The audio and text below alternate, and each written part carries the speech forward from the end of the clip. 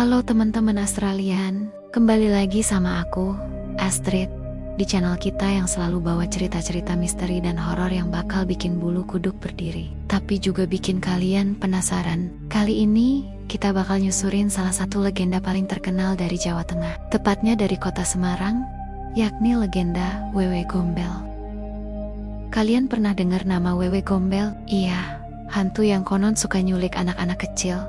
Tapi, apa benar dia cuma hantu jahat? Atau ada cerita yang lebih dalam di balik sosok menyeramkan ini? Jadi, siapin cemilan, matiin lampu kalau berani, dan ikutin aku ke dunia gelap legenda Semarang ini. Yuk, kita mulai. Oke, sebelum kita masuk ke cerita yang bikin deg-degan, kita perlu tahu dulu asal-usul Wewe Gombel. Legenda ini udah ada sejak berabad-abad lalu.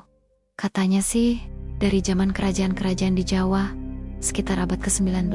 Tapi cerita yang kita bahas kali ini bakal ngambil setting di tahun 1980-an di daerah pinggiran Semarang. Tepatnya di kawasan Gunung Pati, yang dulu masih penuh hutan dan kampung-kampung kecil. Wewe Gombel digambarkan sebagai sosok nenek-nenek tua dengan rambut panjang acak-acakan, wajah pucat, dan ya Tuhan, payudara yang katanya panjang banget sampai nyentuh tanah, bikin merinding kan? Tapi yang bikin cerita ini beda adalah Wewe Gombel gak sembarangan nyulik anak. Konon, dia cuma nyulik anak-anak yang diabaikan atau disakiti sama orang tua mereka. Jadi, seolah-olah dia punya sisi pelindung gitu. Tapi, apa iya cuma gitu ceritanya? Atau ada sisi kelam yang lebih dalam? Kita masuk ke cerita utama guys. Bayangin, tahun 1985, bulan Juli, di sebuah kampung kecil di Gunung Pati, Semarang. Di sini ada keluarga kecil, pasangan Sarto dan istrinya, Sari, dan anak mereka yang masih 8 tahun, namanya Bima. Sarto ini adalah seorang buruh tani, orangnya keras, tapi sebenarnya sayang keluarga. Tapi hidup mereka nggak gampang. Sarto sering pulang larut malam, kadang mabuk, dan suka marah-marah ke Sari. Bima, anak mereka, sering jadi sasaran omelan kalau nilainya jelek, atau kalau dia main terlalu jauh dari rumah. Sarto ini tipikal ayah yang keras kepala, tapi di dalam hatinya, dia sebenarnya cuma pengen keluarganya hidup layak. Tapi, kemarahannya sering bikin suasana rumah jadi tegang. Bayangin, tiap malam Bima cuma bisa sembunyi di kamar kecilnya, dengerin teriakan ayahnya ke ibunya. Emosi yang ditimbulkan di sini adalah ketakutan dan ketidakberdayaan, terutama buat Bima yang masih kecil dan gak ngerti kenapa orang tuanya selalu ribut. Satu malam, tanggal 15 Juli 1985, suasana di rumah Sarto lagi panas. Sarto pulang mabuk, ngamuk karena Sari lupa beli minyak tanah. Bima, yang cuma pengen kabur dari keributan, lari keluar rumah menjelang maghrib, sekitar jam 6 sore. Di kampung itu, maghrib adalah waktu yang dianggap sakral. Orang tua selalu bilang, jangan keluar rumah pas maghrib, nanti ketemu Wewe Gombel. Tapi, Bima gak peduli, dia cuma pengen lari dari ketakutan di rumahnya. Bima lari ke arah hutan kecil di pinggir kampung, tempat dia suka main sama teman-temannya. Tapi malam itu, hutan terasa beda, anginnya dingin, daun-daun bergoyang pelan, dan ada suara aneh, kayak tawa kecil yang samar-samar. Bima, yang cuma bawa senter kecil, mulai ngerasa gak enak. Dia cuma pengen duduk di bawah pohon beringin besar, yang jadi tempat favoritnya. Tapi, pas dia nyalain senter, cahayanya nyorot ke sesuatu yang bikin jantungnya hampir copot. Di kejauhan, ada sosok nenek tua, berdiri di bawah pohon lain. Rambutnya panjang, acak-acakan, dan dia kayak melayang sedikit di atas tanah. Bima ketakutan, tapi anehnya, dia gak bisa lari. Sosok itu ngomong dengan suara lembut, "Bima, kamu kenapa sendirian di sini? Gak takut sama gelap?" Bima cuma bisa gemetaran. Tapi entah kenapa, suara itu bikin dia ngerasa aman. Sosok itu ngajak Bima ikut, dan tanpa sadar, Bima ngikutin langkahnya masuk ke dalam hutan.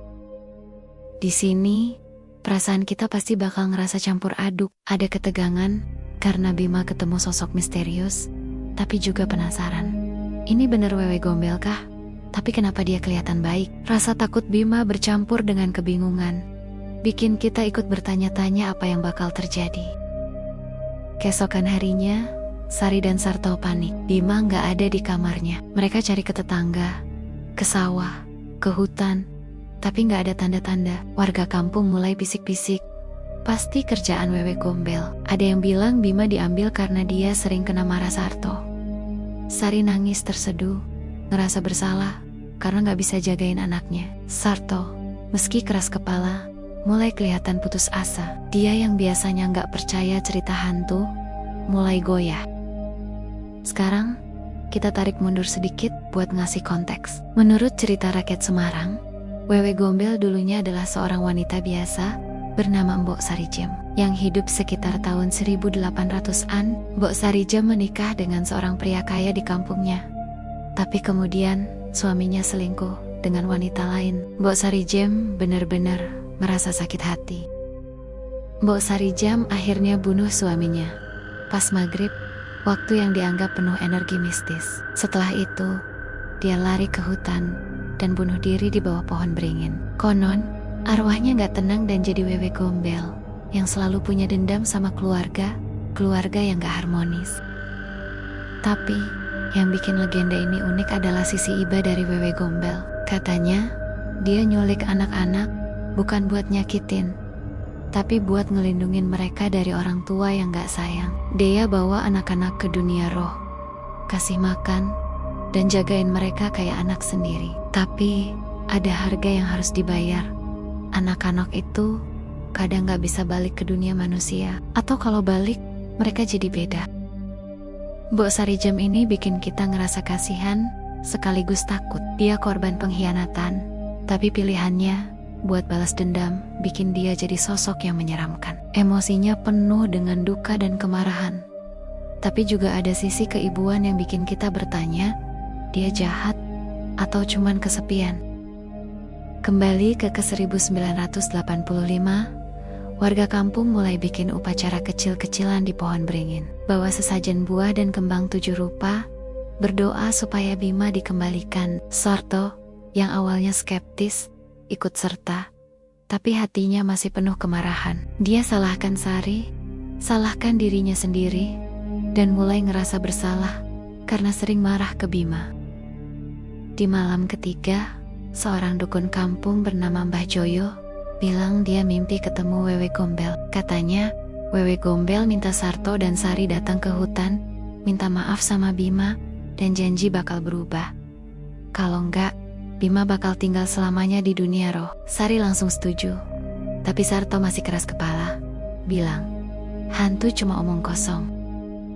Tapi, malam itu, sesuatu bikin Sarto berubah pikiran. Sekitar jam 2 pagi, dia dengar suara tawa anak kecil dari luar rumah. Pas dia buka pintu, gak ada siapa-siapa, tapi ada bau aneh, kayak bau daun pandan yang menyengat. Dia tiba-tiba ingat Bima, yang suka main di hutan, dan mulai takut beneran kehilangan anaknya. Di sini, ketegangan mulai memuncak. Kita bakal ngerasa ikut panik bareng keluarga Sarto, tapi juga penasaran. Apa bener Wewe Gombel bakal muncul? Rasa bersalah Sarto bikin kita simpati, tapi juga kesel karena dia lambat sadar.